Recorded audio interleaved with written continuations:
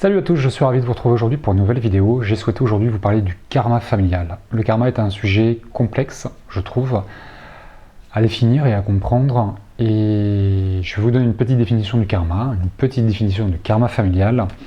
Et dans une prochaine vidéo, je vous parlerai du karma familial des flammes jumelles. Pas qu'il soit particulier, mais juste pour mettre en lumière le fait que les flammes jumelles ne s'incarnent pas dans n'importe quelle famille et qu'elles choisissent des familles au destin particulier. Et que c'est pas que leur famille va définir quelque part leur point de départ, leur point d'arrivée, mais que la famille dans laquelle elles arrivent, toutes les deux, a une influence sur leur parcours. Il y a une résonance avec leur parcours, et il y a également une influence de la part de la famille.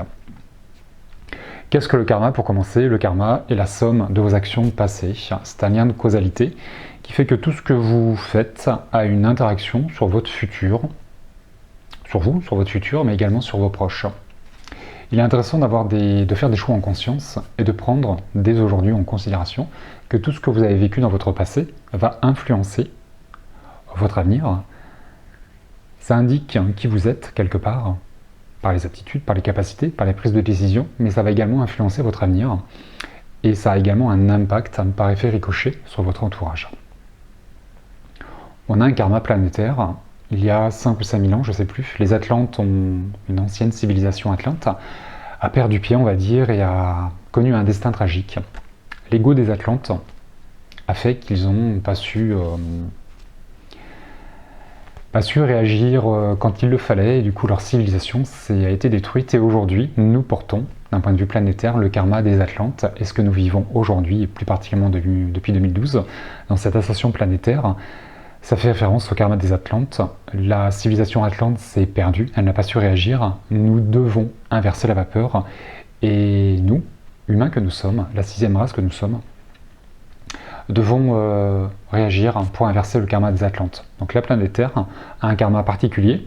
Le pays dans lequel nous incarnons va également porter un karma.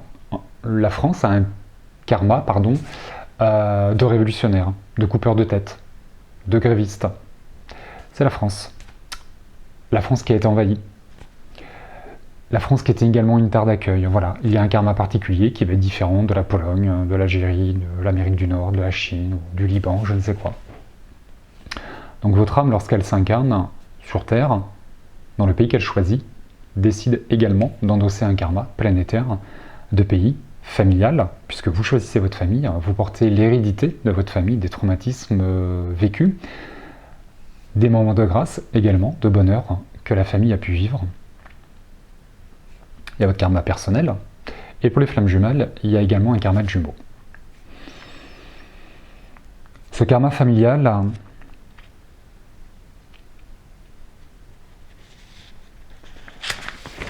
je reprends mes notes parce que j'ai voulu prendre des notes pour être concis de certaines choses. Le karma familial, pour l'expliquer, on hérite de nos parents, de nos grands-parents, de nos arrière-grands-parents, par la génétique, la couleur des yeux, la couleur des cheveux, la forme du visage, le caractère. Les dons ne sont pas héréditaires pour les médiums ou autres. Sachez que les dons ne sont pas héréditaires, même les dons artistiques d'ailleurs. C'est juste un terrain qui est propice à développer des dons parce que papa ou papy avait des dons, et du coup ça m'aide moi à développer mes dons. Mais il n'y a pas d'hérédité dans les dons. Par contre, on va hériter de la génétique, du corps, on ressemble à nos parents, dans le caractère également. Et il y a tout un travail à faire, toute une reliance à faire sur le transgénérationnel, qui fait que de père en fils, ou de grand-père en petit-fils, ou de mère en fille, on va se transmettre les choses. C'est ça le karma familial, c'est se transmettre de père en fils une histoire, des blessures, des traumatismes, des ressources également.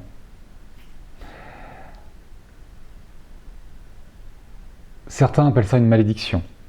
Par exemple, dans une famille, il y a des malédictions qui sont plus lourdes que d'autres, des malédictions, des karmas familiaux qui sont plus lourds que d'autres. Par exemple, le premier enfant de chaque fille va décéder. Et ça depuis des décennies, des générations, des générations. Autre chose qui pourrait arriver, c'est que toutes les femmes vont divorcer. Que tous les hommes vont sombrer dans l'alcoolisme, par exemple. Ce genre de choses. Ou que tous les garçons d'une famille n'arriveront pas à se marier. ou que toutes les filles d'une même famille n'arriveront pas à se marier. Voilà. Et lorsqu'il y a des choses qui se répètent comme ça fait toujours allusion à un karma familial. C'est pas une malédiction. La malédiction n'est rien d'autre que de l'argot pour nommer le karma familial. Et quelque part aussi se déresponsabiliser, je trouve. Mais le karma familial, c'est quelque chose qu'on se transmet de génération en génération. C'est une difficulté que l'on s'en transmet de génération en génération. Le karma familial, c'est la capacité de transmettre les traumatismes du passé qui relient une famille. Les générations à venir portent la mémoire du traumatisme afin de l'honorer, de la mettre en lumière et de guérir à la source l'événement passé. Ce qui a été engendré dans le passé sera cicatrisé dans l'avenir. Imaginez que vos grands-parents ou vos aïeux aient vécu un traumatisme qui leur a coûté la vie, qui les a rendus malheureux, quelque chose qu'ils n'ont pas su transmuter, transformer, et qui a créé en eux une blessure. Cette blessure sera transmise à la génération future. Jusqu'au moment où un enfant dans la famille sera porteur de ce karma, de cette blessure, et pourra la transmuter. Tant que personne dans la famille n'arrivera à transmuter cette blessure, à la guérir, à libérer ce karma, à l'équilibrer, cette blessure, ce traumatisme, se reportera de père en fils, ou de mère en fille, ou de père en fille, ou de mère en fils. Ça peut aussi passer les genres. C'est faire pour son aïeul quelque chose qu'il n'a pas su faire lui-même. C'est ce qu'on appelle également, c'est comme ça qu'on m'a nommé le truc, de la généalogie inversée.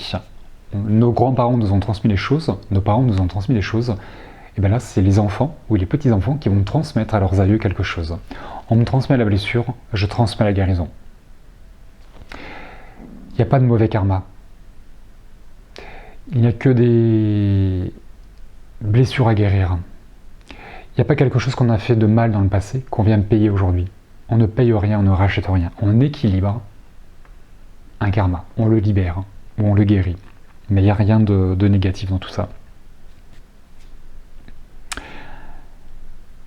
Lorsque la guérison arrive sur ce karma, le voile et l'ombre disparaissent pour laisser passer la lumière et donner un sens différent avec ce qui a pu se passer dans le passé et également dans le présent.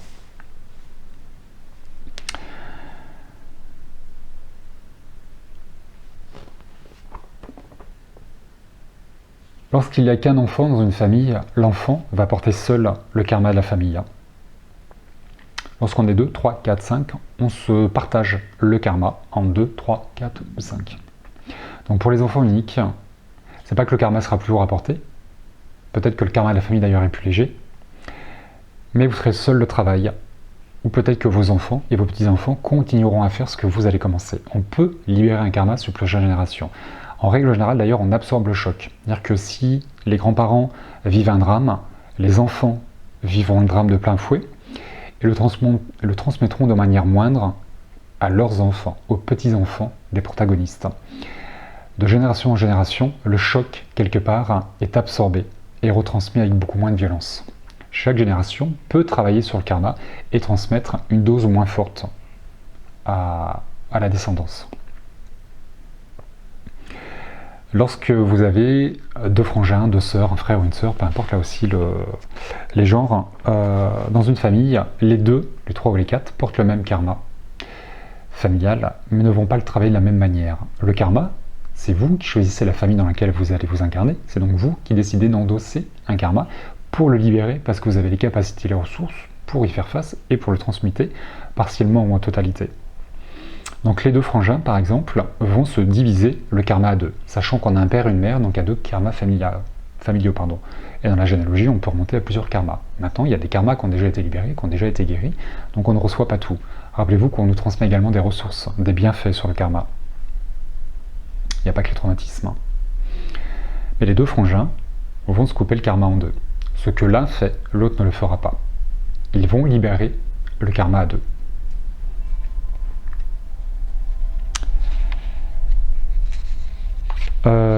À 2 on est plus fort, hein. À 3 ou à 4 également. Qu'est-ce que j'ai oublié de dire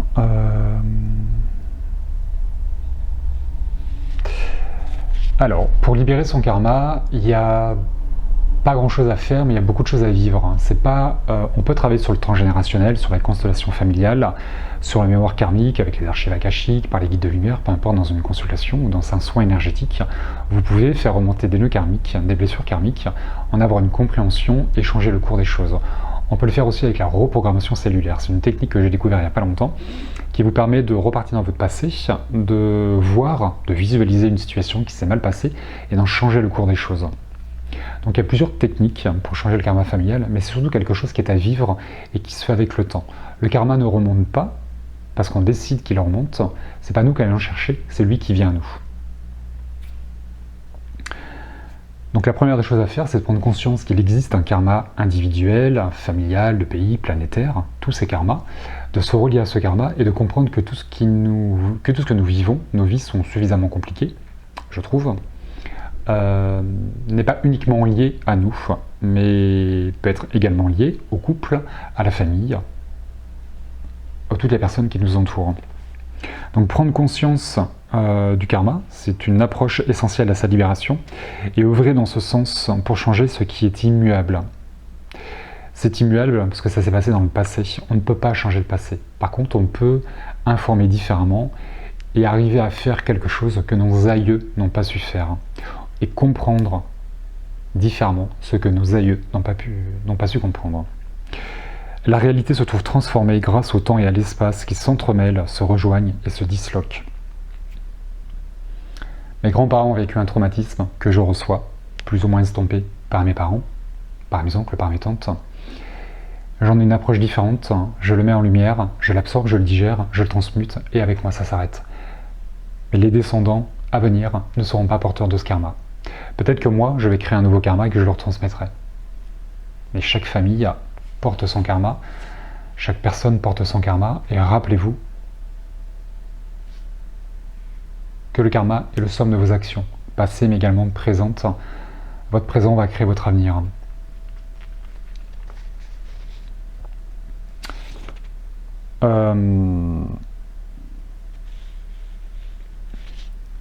Aujourd'hui, tout s'accélère. On vit plusieurs vies en une. C'est pour ça que nos vies sont compliquées. On divorce, on fait de la reconversion professionnelle, on change de pays, on change de religion, éveil spirituel. On vit plusieurs vies en une. C'est pour ça que nos vies sont compliquées. À une époque, nos vies duraient beaucoup moins longtemps. Elles étaient plus courtes, mais on travaillait moins de choses. Aujourd'hui, les âmes se bousculent au portillon pour venir s'incarner sur Terre, car c'est quand même un événement sans précédent de changer de paradigme et d'œuvrer pour ce karma planétaire pour inverser le cours des choses par rapport aux Atlantes. Et également parce que nous vivons plusieurs vies en une. On est nombreux à avoir le même discours, on veut pas revenir. On en a marre pourvu que ce soit notre dernière vie. Parce que c'est compliqué.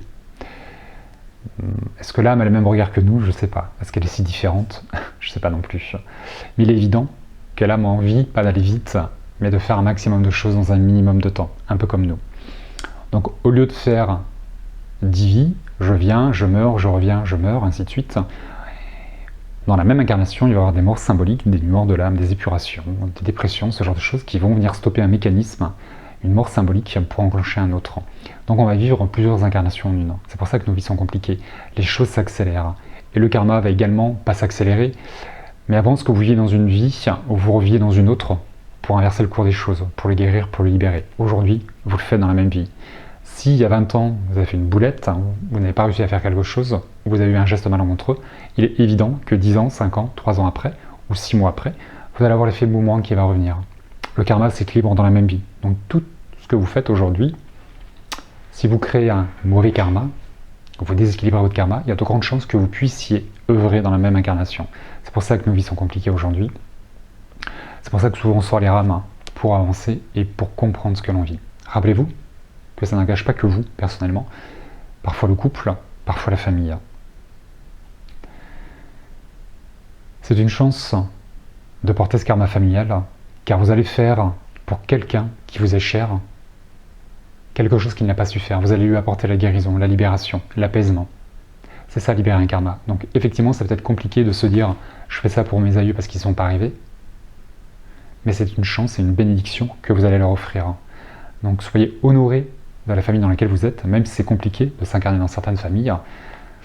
parce qu'il y a de la violence, parce qu'il y a de l'ingratitude, parce qu'il y a un manque d'amour, parce qu'il y a des rejets, parce qu'il y a des abandons. Il y a quelque chose à guérir pour vous, parce que le karma familial va forcément rentrer en correspondance avec votre karma personnel. Il y a forcément une résonance. Et c'est un cadeau que vous allez faire pour les autres, et notamment pour vos descendants. Ce que vous ferez, ce que vous guérirez, vos enfants ne le porteront pas. Plus on en fait, moins nos enfants en feront. Peut-être l'une des meilleures raisons de travailler sur soi, travailler sur ce karma, de le libérer pour nos aïeux, mais également pour la descendance. C'est là où tous les temps se mêlent, s'entremêlent pour se le disloquer et rentrer comme dans une spirale, dans un circuit qui fait que nos aïeux qui ont été blessés sont guéris, nous sommes guéris, et la descendance à venir sera saine, entre guillemets, ne sera pas porteuse de ce traumatisme, de cette blessure, de cette douleur, de cette peur. Lorsqu'il y a un traumatisme, il y a forcément une peur. Souvent, il est arrivé souvent, j'ai souvent entendu dire, par exemple, des gens qui me disaient « mais j'ai peur de me noyer alors que je n'ai jamais mis les pieds dans l'eau, mais j'ai une peur viscérale de me noyer ». Bah oui, c'est parce que vous avez été noyé dans une vie antérieure, ou que vos grands-parents, ou quelqu'un dans la famille a vécu un traumatisme lié à l'eau. Donc vous portez cette mémoire qui va créer une peur. Donc la peur peut également vous ramener à la blessure liée au karma. Voilà ce que je veux dire d'une manière synthétique, assez courte et assez concise. J'espère que j'y suis arrivé. Qu'est-ce que le karma? Comment l'accueillir? Qu'est-ce qu'il vous montre sur vous, sur votre famille? Comment il se détermine? Vers quoi il vous mène? Comment œuvrer pour vous, pour votre famille? Et en quoi c'est juste et honorable de porter ce karma familial? Rappelez-vous que vous avez choisi votre famille, pas parce qu'elle est idyllique, parce qu'elle va vous permettre de travailler ce dont vous devez travailler. Elle vous apporte également beaucoup de bienfaits. Le karma familial est également une source d'enrichissement et de bienfaits. Il n'y a pas que des choses négatives. Il y a également beaucoup de ressources à recevoir de son karma et de sa famille. Des prédispositions, des facultés, comme ces fameux dons qu'on transmet de père en fils ou de mère en fille. Voilà, j'en vous fais dans la foulée, que je diffuserai dans quelques jours, une vidéo sur le karma familial des flammes jumelles. Voilà, je vous embrasse bien fort, je vous dis à très bientôt pour une prochaine vidéo, et d'ici là, prenez soin de vous.